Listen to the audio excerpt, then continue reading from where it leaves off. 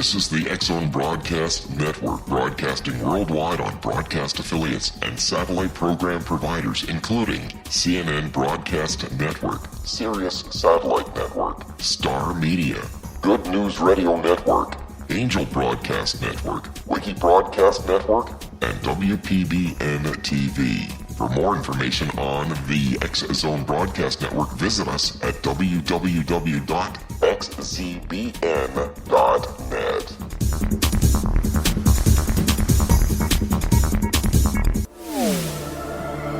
The X-Zone Radio Show with Rob McConnell is largely an opinion talk show. All opinions, comments, or statements of fact expressed by Rob McConnell's guests are strictly their own and are not to be construed as those of the X-Zone Radio Show or endorsed in any manner by Rob McConnell, Relmar McConnell Media Company, the X-Zone Broadcast Network, its affiliated networks, stations, employees, or advertisers.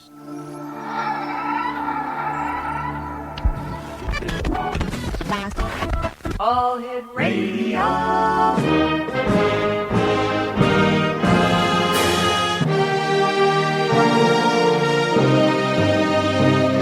Welcome to the X-Zone, a place where fact is fiction and fiction is reality.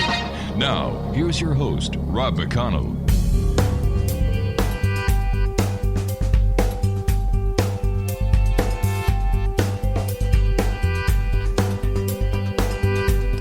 And welcome back, everyone. If you're looking for fake news, change the channel right now. Don't waste your time, because you're not going to find any fake news on this network.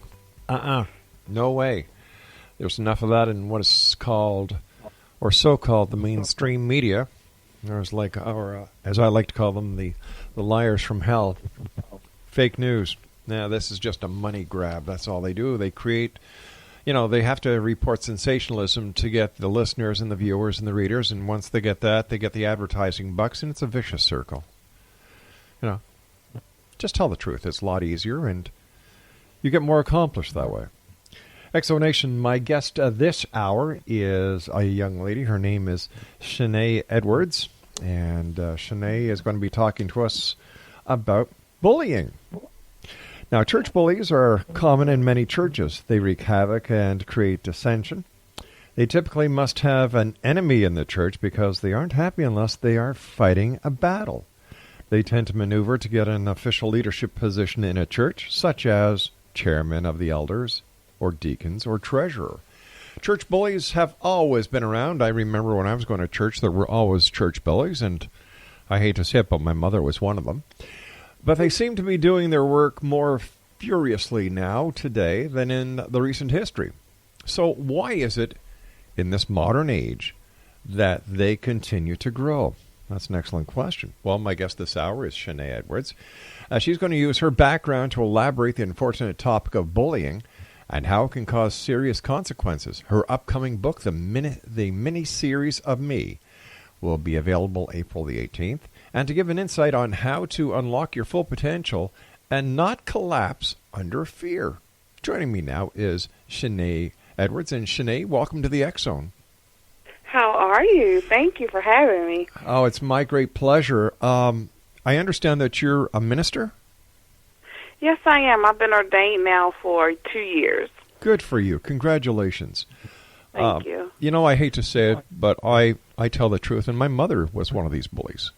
She always had something to complain about. She always had to try and outdo somebody. And when I was a young kid going to church, it was like, Mom, why are you doing this, Aren't we supposed to be Christians? Aren't we supposed to love each other? Like, you're going against what we're supposed to be doing, Mom.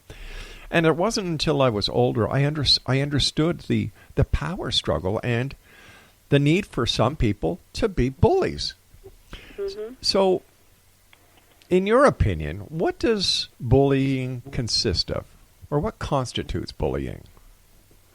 I truly, honestly believe, this is from my own personal experience, that bullying, especially in church, I think is more, not even just in church, and as a whole, is more like a power struggle. Mm-hmm. Being able to have control over someone else by intimidating them, using things against them, using their past against them, using their status. Hey, I'm pastor such and such, so you have to listen to me. And then sometimes it's another way to get their way. Because I've, even when people say, well, God told me this and showed me this, so you have to do it. And, and sometimes you don't a lot of times people don't want to rebuttal, if somebody said, hey, God said, well, I don't know if God told them or not. So, I'll go ahead and do, what they tell me to do. And sometimes at the end of the day, it's something that they're struggling with. So they feel they can belittle someone or, play more of a bigger role than what they already are, then, that makes them feel good inside. Because maybe they see something in somebody else, this person's coming up, they may surpass me, so if I can keep them, lower than me, then, I can still stay in this position and feel good about myself, because at the end of the day, I really don't feel good about myself. From my experience, Shenee, people who are bullies are very insecure. Yes, very insecure. Shenee, I'm sorry, what were you going to say to her? I said, even in church, that's why I said it's a whole lot of that going on, especially behind the four walls of the church. Shenee, you and I have to take a break. Please stand by. Exonation. Shenee Edwards is our special guest, and her website is www.sheneeedwards.com, and I'm going to spell that for you. SheneeEdwards.com, and Shenee and I will be back on the other side of this short break as we continue here in the X Zone from our broadcast center in Hamilton, Ontario, Canada. Don't forget, Exonation, Shenee's book, The Mini-Series of Me, will be available on April the 18th, and we'll both be back on the other side of this break. Whatever you do, don't go away. You won't want to miss what Shenee and I are going to be talking about next.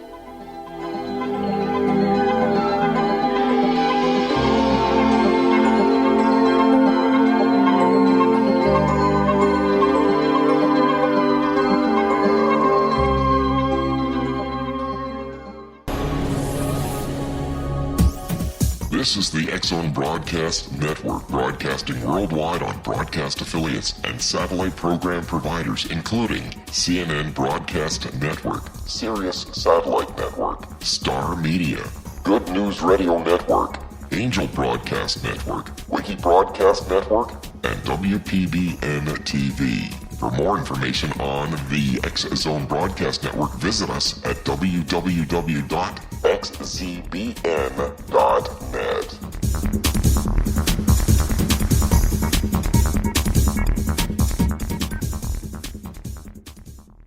How would you like to be able to read other people's minds? Well, the next best thing is here. When you know how to read a person's name, you know how the person thinks, feels, and behaves. Each letter in our name holds a key to unlock our true essence. Our name contains both our gifts and challenges in this lifetime. Mnemology science discovers personality secrets hidden in the placement of the letters of our names, including the first and last impression people remember about us. Sharon shows us how to interpret the arrangement of letters as outlined in her book, Know the Name, Know the Person. Sharon Lynn Wyeth created mnemology science after 18 years of research and testing her theories, and has supported thousands of people around the world in understanding themselves and others better. You'll enjoy Sharon's unique teachings as she shares her system to learn the gifts behind your given birth name. Even if you don't like your birth name, there are jewels in this book. If you're thinking of changing your name, ready to name your child, or wanting to get along better with others, this is the book for you. If you'd like to improve your relationships and change your life for the better, get the book today, Know the Name, Know the Person, or visit www.knowthename.com. That's www.knowthename.com.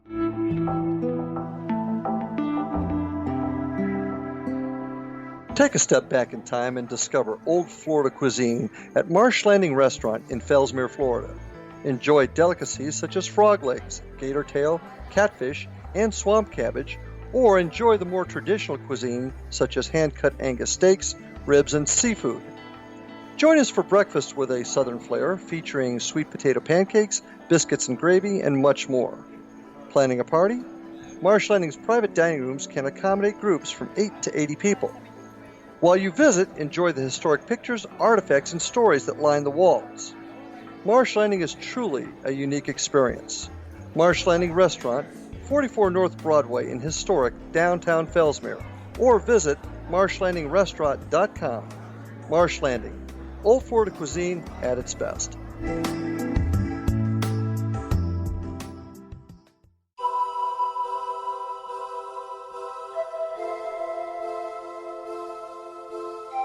If you're a seeker, don't miss the inspiring book Shamanic Awakening, Between the Dark and the Daylight.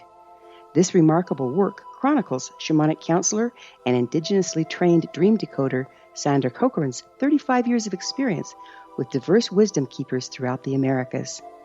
Sandy's initiations across the British Isles, Turkey, Greece, and Egypt, combined with her knowledge of symbology, psychology, and myth, influence her dream blog and workshops. Sandy offers private readings, sacred international journeys, a meditative CD, and her book, Shamanic Awakening, to encourage you as you navigate your earth walk and create a deeper connection to yourself. Find this and more at her website, starwalkervisions.com.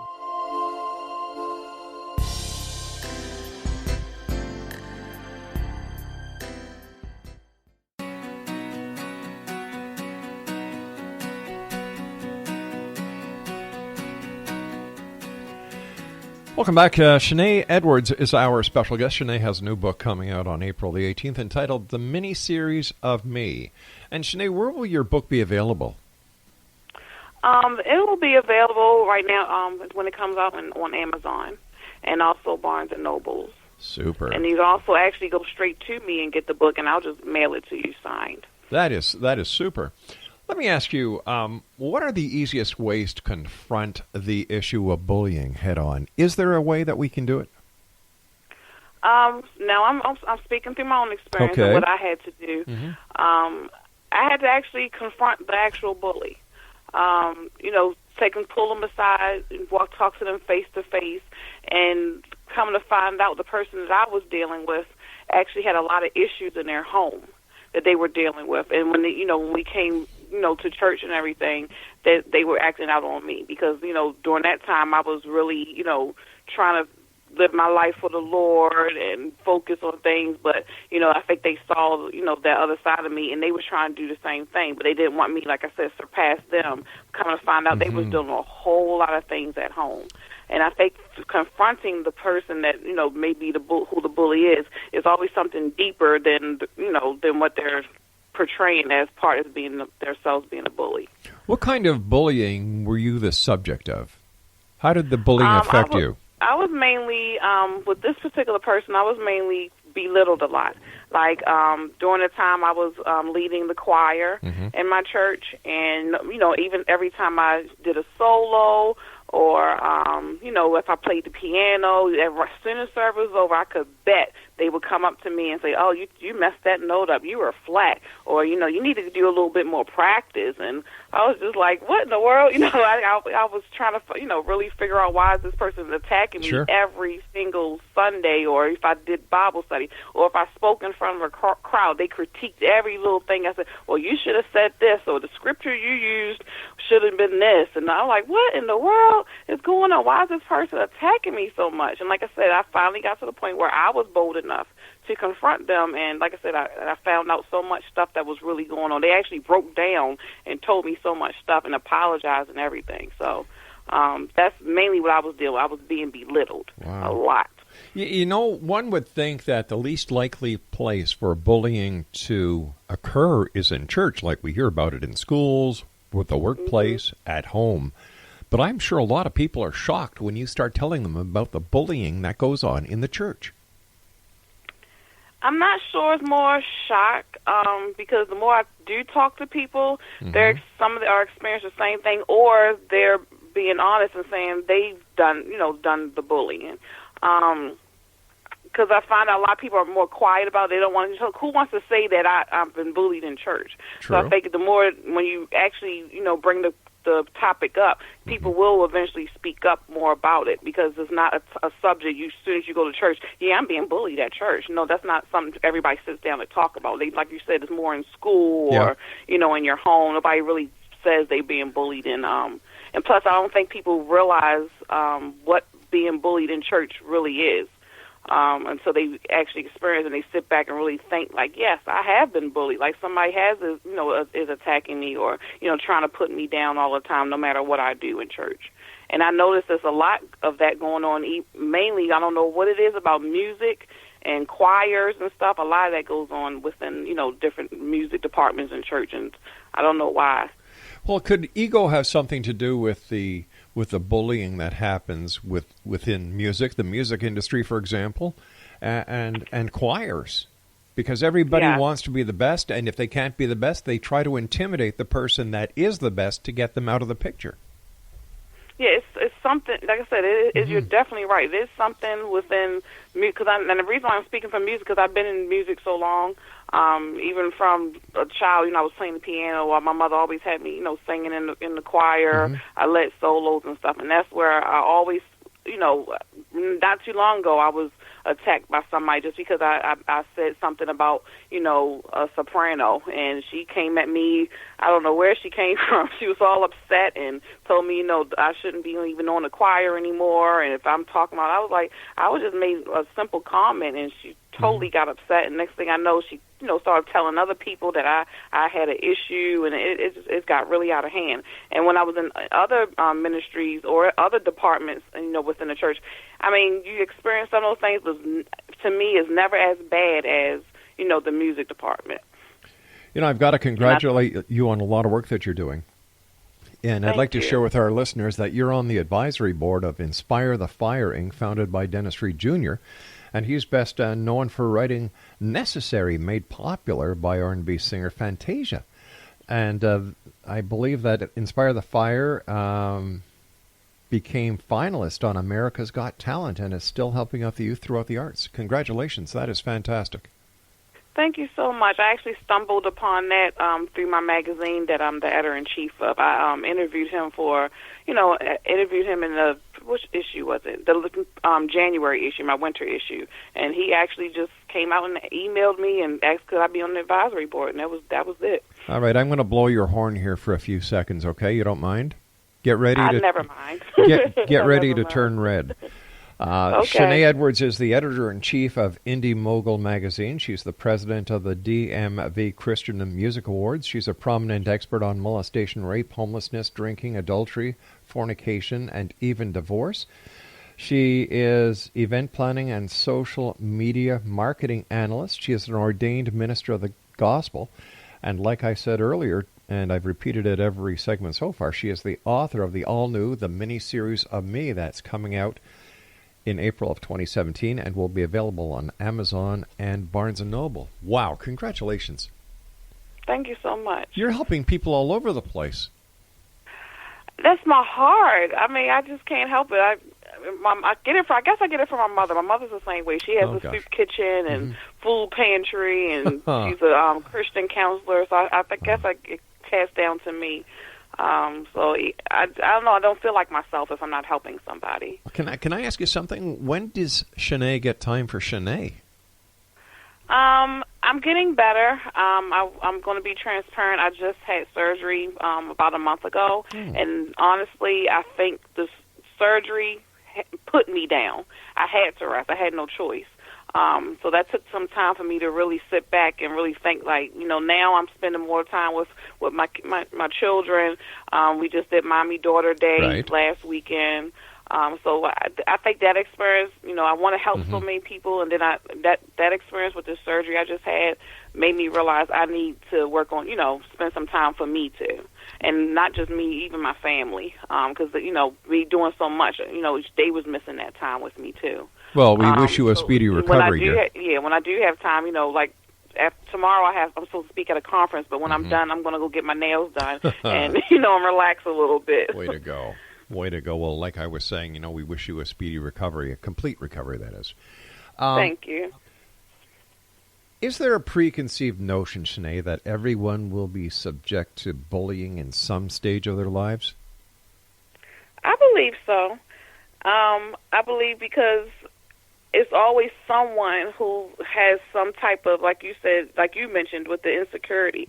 It's somebody that you're going to be around is going to have that insecure feeling that either you're going to be, doing things better, or like I said, they're having some other issues and they take it out on, on you. Even people that I've known that were bullies, and like in high school with Facebook being so popular now, social media. Period. I'm actually good friends with somebody who bullied me in high school. We're really good friends, and and I come to find out she was bullied.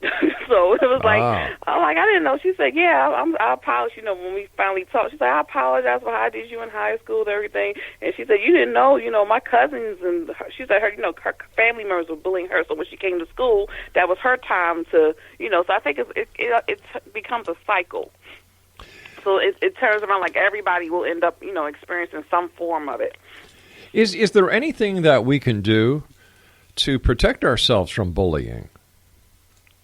My mom always says ignoring, but that's kind of hard to do, especially if you have a very, I would say, different type of personality than somebody who can ignore it.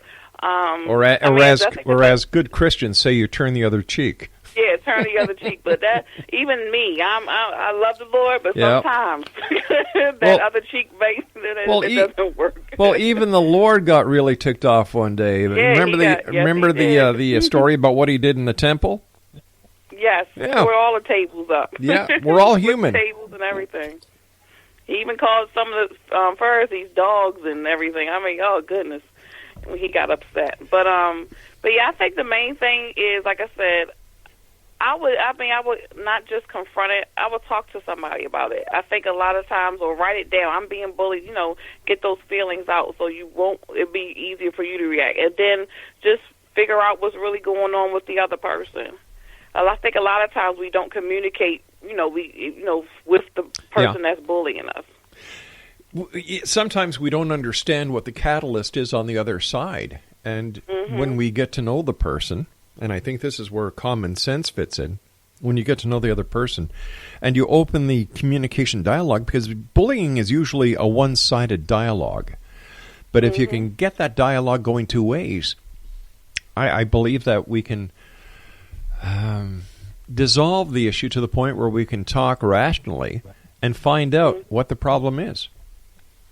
Exactly. Communication is the key. And like I said, with every experience I had, once I actually talked to the person, it was always something more than what was on the surface.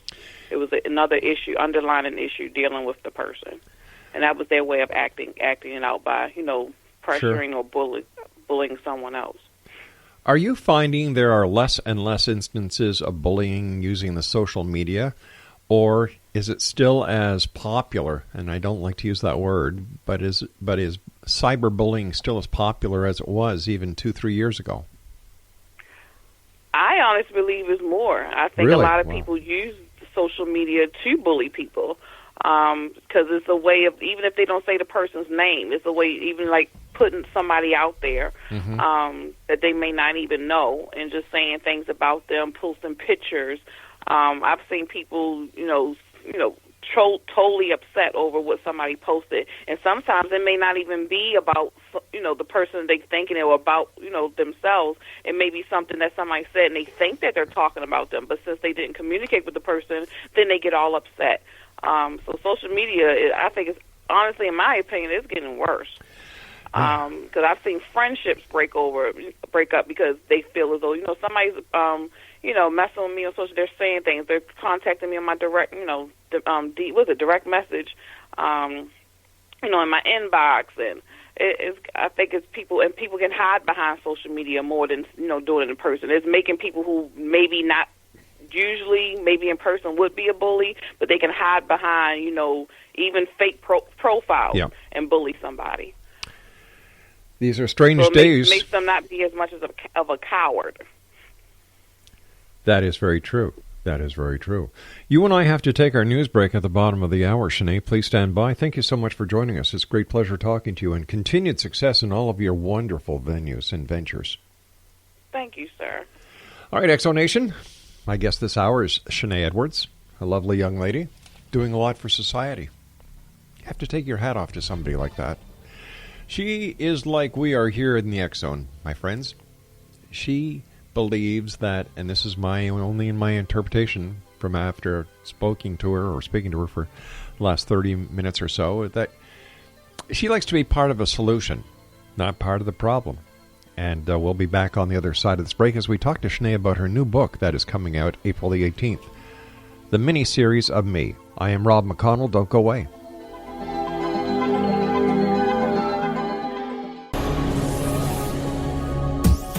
This is the X-Zone Broadcast Network, broadcasting worldwide on broadcast affiliates and satellite program providers, including CNN Broadcast Network, Sirius Satellite Network, Star Media, Good News Radio Network, Angel Broadcast Network, Wiki Broadcast Network, and WPBN TV. For more information on the X-Zone Broadcast Network, visit us at www.xzbn.net.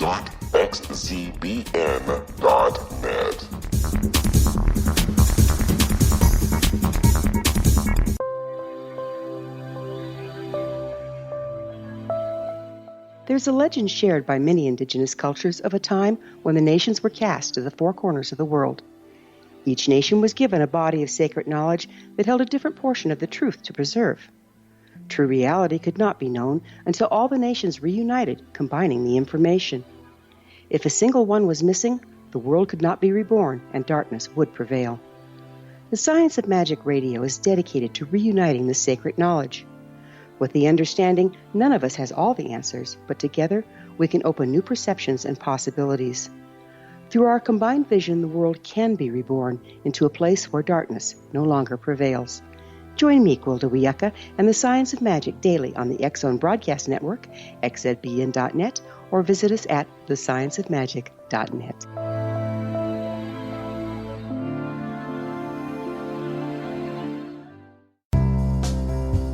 Gibbs A. Williams, Ph.D., is a practicing psychoanalyst, supervisor, researcher, and author in New York City. Much of his life has been dedicated to understanding nature and the uses of meaningful coincidences or synchronicities. His radical and original non-Jungian, non-mystical, non-magical theory of synchronicities illuminates much of the fog surrounding this challenging and perplexing topic. His ideas and manners are fresh, presented in a style that is both entertaining and highly informative. He is also an expert on crisis intervention, specially focused on violence reduction for the police and citizens, mastering anxiety, frustration, and stress without the use of medication, and effectively preventing and treating heroin addiction. Dr. Williams can be contacted at his email address at gwwilliamsny11@aol.com or visit his website at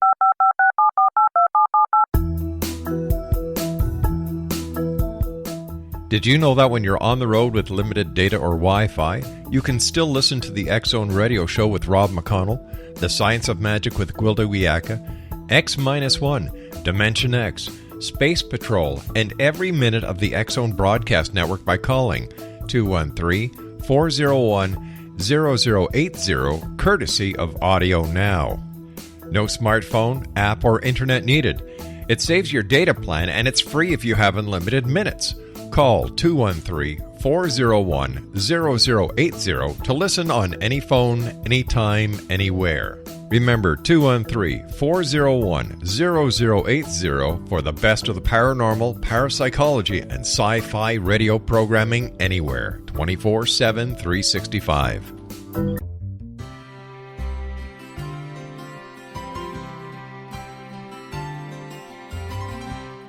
True healing must address 4 levels: physical, emotional, mental, and spiritual, for us to live joyful and productive lives. We tend to treat 3 of the 4, leaving the spiritual languishing. If you're tired of the same dysfunctional patterns cropping up in your life, Soul Balancing is for you. Trixie Phelps, owner and founder of Soul Balancing, is a naturally gifted energy healer trained in numerous esoteric forms, including shamanism. Trixie has created a powerful modality that safely and effectively clears your energetic field. A soul balancing session can remove interference, heal trauma, and restore your hope. Contact Trixie for a life-changing long-distance session today, www.soulbalancing.world.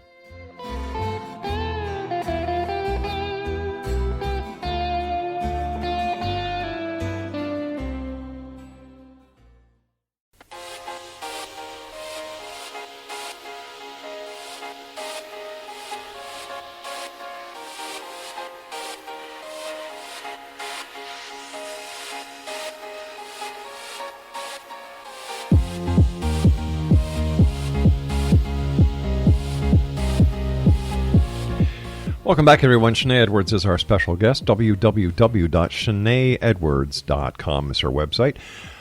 She has her new book coming out April the 18th. It'll be available on Amazon and on Barnes & Noble.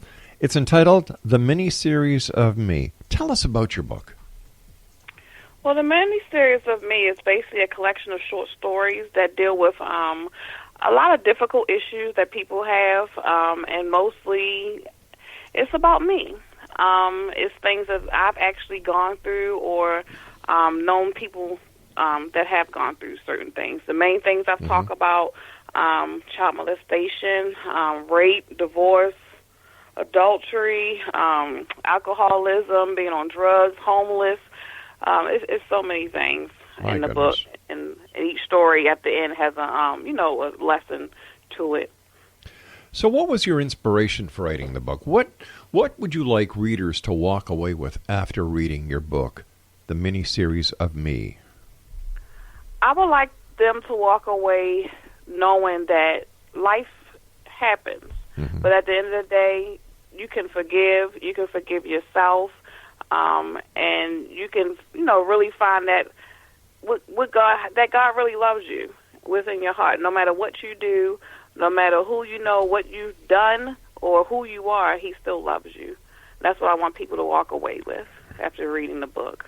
Shenee, are you finding that more young people are coming to the church and that other people who have left are coming back? Lately, yes. I think more. I mean, even though there's still some things happening in church, I think people are, with everything that's going on, they're, going back to church just to, really come to themselves. And I think young people are, because they're tired of so much stuff that's going on in the world as well. But the thing is finding the right church to go to. That some people are having an issue with is once they find where they fit in the right church, then they can learn, they can grow, and move forward. And they're still going to, everybody's still going to go through things, but at least I can. It's you have that peace in knowing that I can go to God, I can pray, I can meditate, I can read my Bible and things like that. I don't have to go through this all alone. How do you find the right church? What should somebody look for? I would imagine that it's that feeling you get when you walk through those doors and the congregation is there, and you get that tingly feeling in you, and you know that you have found your extended family. Would this be one of the true signs? Yes, because everybody's different. You're going to be drawn to different things. Like, for instance, the reason why I'm at the church I'm at now, honestly, is when I first walked in, it was all the love. I mean, the greeters and everybody. How are you? Like I've already been there 3 or 4 years already. It's the way they presented themselves. So within like 6 months, I joined. And also my daughter was never really particularly care for church, even though she's still young. Yeah. But she loves the children's ministry. And matter of fact, the other day, this past Sunday, she told my husband and I, "Mommy, if y'all need to hurry up, well, I'm going to be late." Oh my gosh! So that excited me too, because other churches, she's like, "Oh, I don't want to go to church. We gotta go to church." So that was another reason. So even if that's something you're looking for, a family church or a church where you can just some people like to just sit in the background and and just get the word and leave. So I think everybody's different. When you find what the need that you desire, then that's where you should go. Because even some people may be in church for a while and feel, okay, well, my time is up, I need to go somewhere else. That happens too. So I think it's whatever your need is at that particular time, the church that can fulfill that and help you grow, to help you move to the next level, that's where you should be. See, when I was a young boy, the church that we used to go to was an old garrison church from the 1700s. I think it had, its max was 100 people, 125 people. I was baptized there. I was married there. My mom and dad were married there. So there was a lot of tradition and a lot of ties to the church. And it was an old church with old virtues and old values. You know, that old-time religion? Mm-hmm. And I find a lot of the churches that that was in Montreal where I used to live, and I've been in Ontario now 20, 30 years, and I'm still searching for that church with the old time feeling, with those values and virtues. But I've always kept my Christianity very close to my heart. So I know whether I'm at home, whether I'm in the office, whether I'm out on the drive with my wife, I carry my church with me.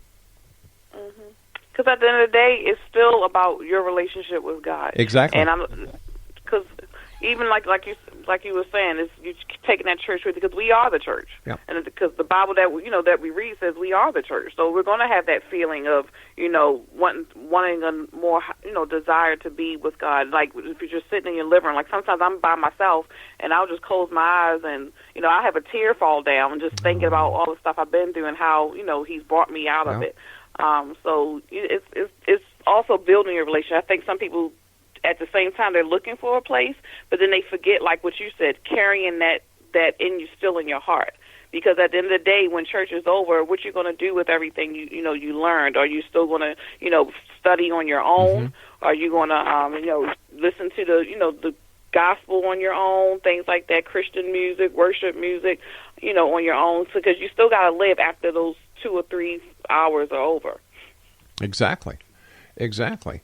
How do you find these televangelist television shows like Jimmy Swaggart, Ernest Angley, Pop Off, the old PTL Club?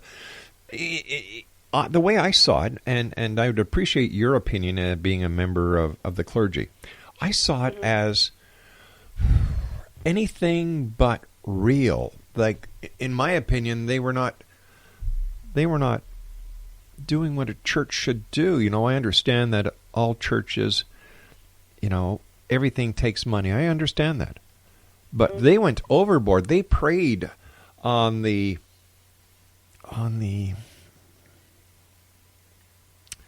weak to get their money. You know what I mean? And that's where, if Jesus was here right then and there, that's when he probably would have been turning over chairs and tables and stuff, because that's not his heart, and that's not what we're out here for. We are supposed to help the needy and the weak, but if you're taking from them, and they're like, even people like that, or anybody who's vulnerable, even if somebody's going through stuff and they just looking for that relationship, but they're looking for it in the wrong thing. At the end of the day, like I said, the relationship needs to come through looking for a relationship with God, not with the man, or nowadays the woman. And I think that's where, even with those people who when they pray on them, they know that they need to see an actual man doing these miraculous things that sometimes, even if it's staged, it's because the eye can be so deceiving if you're not looking past what's really going on. And that also comes with maturity and really knowing what you're looking at. Because even when I watch these shows, sometimes I'll just sit and watch, and I'll like, if they're giving a good word, I'll take from that. But some of the other stuff, I know what to block my heart and what to block my ears from listening to, and what to block my eyes from listening to. But somebody who's really searching and really down and out, those things can really affect them, because that's what they want to see, things like that. They want to see the big miracle, or because that gives them hope. But it's a false type of hope. And that I think, and I really believe, if Jesus was here right now, then half of them would be gone. Because that's not his heart. It's to trick people and things like that. That's not what he came. That's not what he was about, or his ministry when he was here. Something that I do not understand, and I've been asking this to members of the clergy who I've had the pleasure of having on the show over the past 26 years, is why is it that every, like Christmas time, I'm a Christaholic. I think that's what they call it, Christmasaholic. I love Christmas, and I try to make every day of the year just like Christmas Day, because I try to keep that way of treating people throughout my life, just not around Christmas time, but every other day, because people are still needy, they're still hungry, they still need help throughout the rest of the year, right? And it seems that as we get closer to Christmas, all these people dig deeper in their pockets. They go into their pantries, and they'll smile, and the Christmas spirit. Mm-hmm.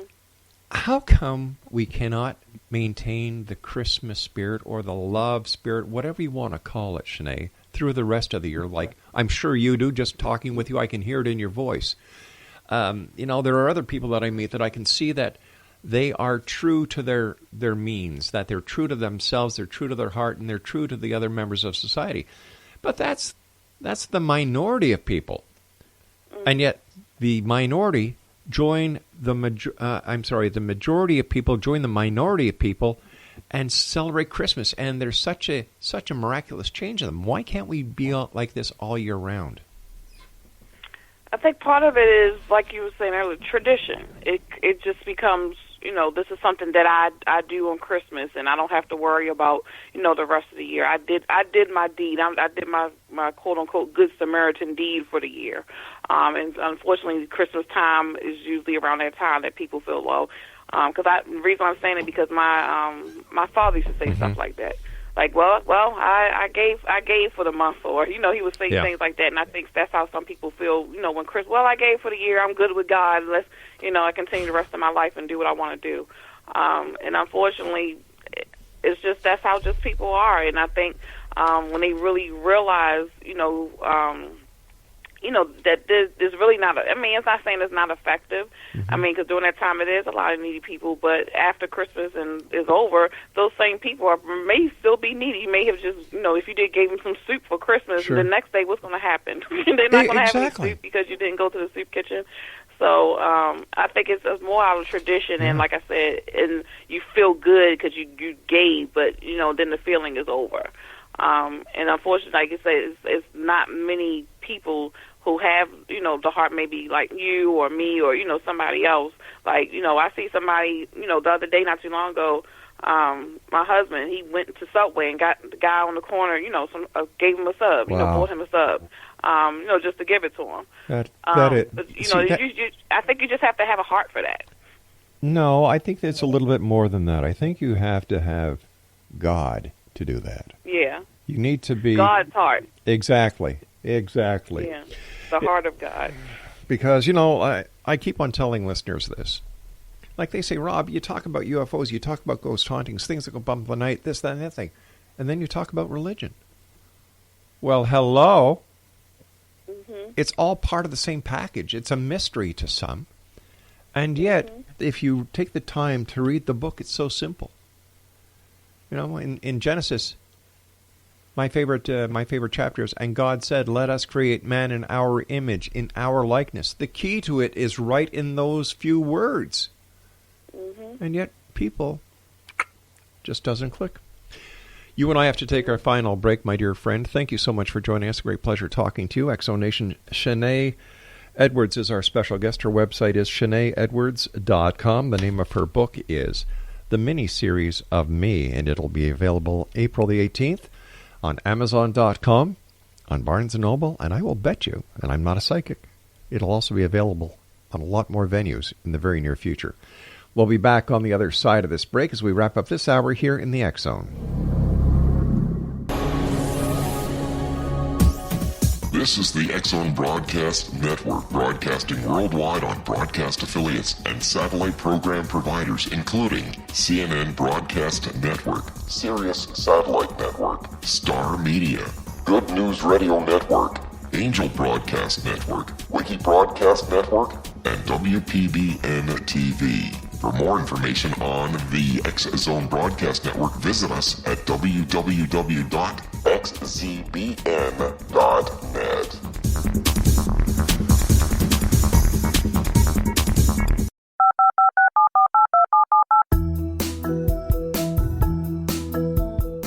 Did you know that when you're on the road with limited data or Wi-Fi, you can still listen to the X Zone Radio Show with Rob McConnell, The Science of Magic with Gwilda Wiyaka, X-1, Dimension X, Space Patrol, and every minute of the X Zone Broadcast Network by calling 213-401-0080, courtesy of Audio Now. No smartphone, app, or internet needed. It saves your data plan, and it's free if you have unlimited minutes. Call 213-401-0080 to listen on any phone, anytime, anywhere. Remember 213-401-0080 for the best of the paranormal, parapsychology, and sci-fi radio programming anywhere, 24/7, 365.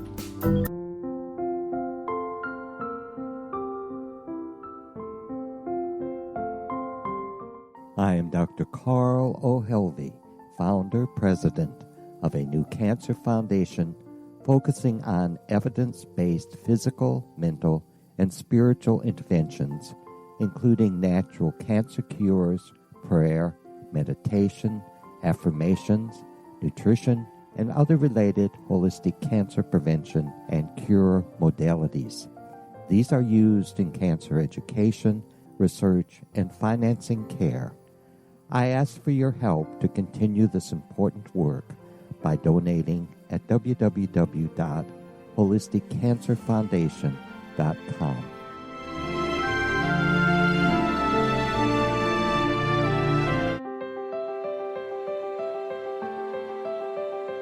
Wouldn't you love to know the secret to everything? I'm Dr. Kimberly McGeorge, and on The Secret to Everything, we will merge the practical with open investigation into all realms of the mysterious. We will talk to cutting-edge alternative health practitioners, those who inspire and motivate you in business and life, and of course, we will share stories of the paranormal, conspiracy, and cryptozoology. You will transform because of the frequency I carry, the frequencies my guests carry.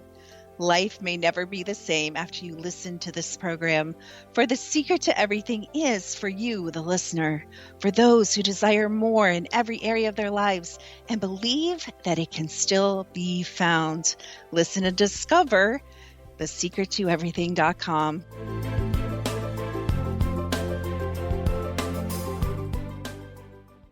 Little children aren't the only ones afraid of the dark.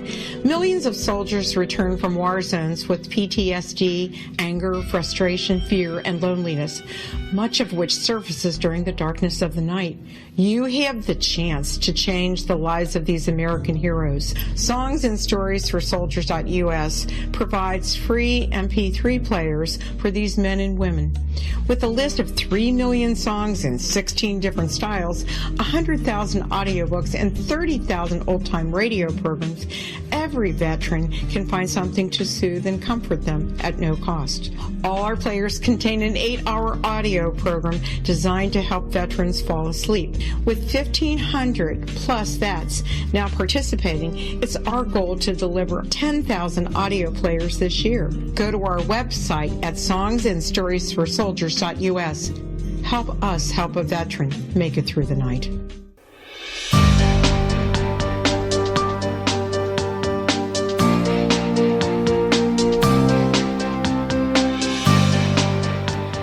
Welcome back, everyone. Shenee Edwards is our special guest. The name of her book that is being released on April the 18th is... Do you have your pens and paper out? You can always listen to the refeed. I won't keep you in suspense. It's The Memories, the mini-series of me. That's The Mini-Series of Me. Can you share a couple of the stories in your book with us? Oh, great. Yeah, I sure would. One of them, actually, I'll bring this one up. I actually was talking about the relationship with me and my biological father, all the ups and downs we went through, dealing with him not really being around in my life. I actually put, in the story, I actually put excerpt from an email that he sent. And this particular story took me a while to get through. I didn't realize I still had a lot of unforgiveness in my heart towards him. And I actually, one of the nights that I was, writing the story, I had actually called my mentor because I just started crying, and I just couldn't control myself. And, she told me to keep writing. the whole time you're doing this story, keep writing. That's the best part, because it's also, you emptying out, all the feelings that you had, the negative feelings you had for him. So that particular story, I think, will affect a lot of people, because a lot of people do have dealt with, not having their father in their lives, or, if they knew who he was, then him not really playing a huge role in their life. Another story, I did it from a male's perspective about adultery. How a male, felt about, his wife cheating on him. She was in the church and a Christian and everything. And how he was, looking towards her and how her life was and with her family, and really looking to, serve God. But when she did, committed this act, it kind of made him forget about everything. Like, he was like, if this is the person I love and she did this to me, what kind of God would, allow me to hurt like this when the woman that I put my all into, turned around and, had sex with someone else. Yeah. So I did it from a male's perspective. So, it's for men, too. I got a lot of people saying, this is as a woman. I think, no, I have a couple of things about men. I have another story about a male and a female that were best friends, just friends. He was always there for her, and when he finally needed her the most, she bailed on him. She fell in love and wouldn't have nothing to do with him. Mainly on her end, her defense was she didn't want to, do anything to disrespect her relationship. But at the same time, he felt hurt because, every time she was in trouble, every time she needed him, he was always there. And so he ended up not speaking to her anymore. Mm-hmm. So I talk about a lot of different things, even as far as the, being raped. That story came from me because I was raped. Oh, no. So I use my experience, in that story, from someone in my neighborhood I've known for a long time. And, after, being raped, it was like, okay, well, I tried to keep myself, as a Christian, growing up in a Christian home, trying to keep myself, wait until I got married and keep myself pure. And then this happened. So what was the point? I'm not a virgin anymore, so I might as well just, go ahead and have sex anyway. So that, I came from that perspective as well. So it's a lot of different topics, like I said, that I cover that I would not let a child, read. Sure. But I think it's a lot of healing in it because it's something that everybody can relate to. Everybody can relate.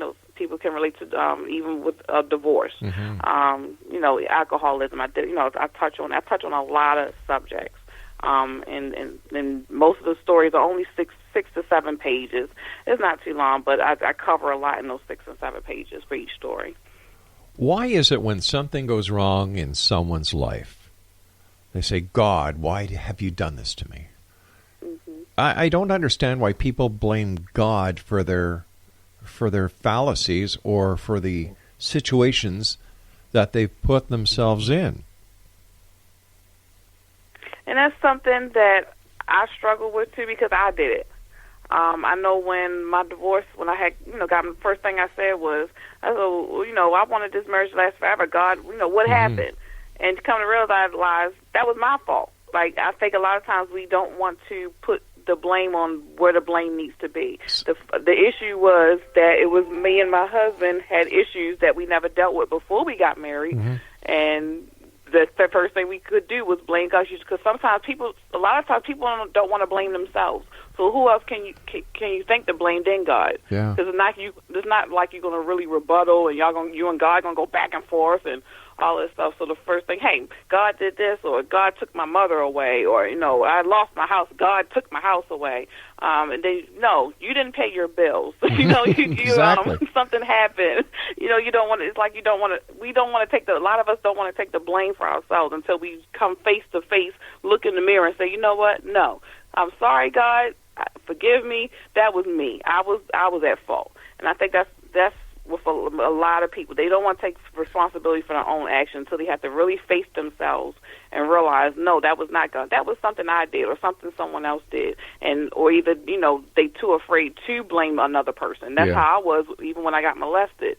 Like, I never, I always felt like, God, well, he put me in a situation where I got molested, blah, blah, blah. No, that was because this crazy man felt as though a 12-year-old was, he needed to have sex with a 12-year-old. So I think, like I said, it's all about not taking the blame for your own actions. How has God being in your life changed your life? Oh, wow. So, I mean, with all the stuff I've been through, I should be so angry and bitter and hateful. But I just have so much love in me now.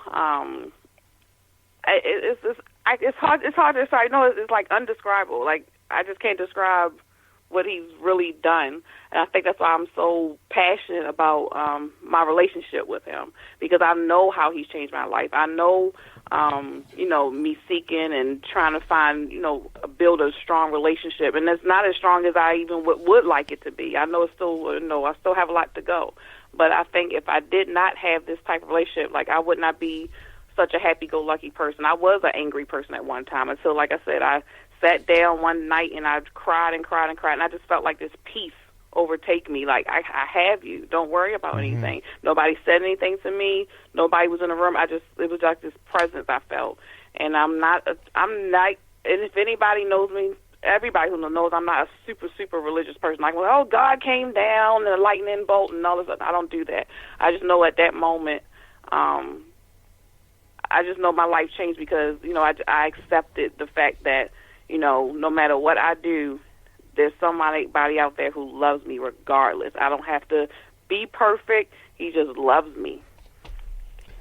How do you deal within your ministry with the number of growing different religious philosophies within the United States that don't have the same religious doctrines as we do? I think the way I deal with it, it's a respect factor. Like my biological father family, the whole family is Jehovah's Witness. However, they don't celebrate all the holidays like I do. So, when Christmas time comes around, I don't expect them to come over my house because they're not. Right. They don't celebrate it. But it's still a respect. I think it's still a respect. But we still love each other. We're still family. I don't down them and say, oh, no, you got to believe in believe in this. And we don't do that. I just think now it's just respect. I think if you respect each other and what you believe in, it's not harping, well, this is wrong and you're right, because how we know that we're right, how we know that what we're believing is right. I mean, we know in our hearts, and they know in their hearts what they believe is right. So I just think it's a matter of respect, like, coming together. I can still come with you. We can have a normal conversation. Sometimes it does come into a little debate, but at the end of the day, we all have the same purpose. We want something that we can look up to, have some type of hope in, because we're still human. So it's something spiritual out there that we all are looking for. And don't forget, the good book says, do unto others as you would have them do unto you. And in my interpretation of them, that is respect.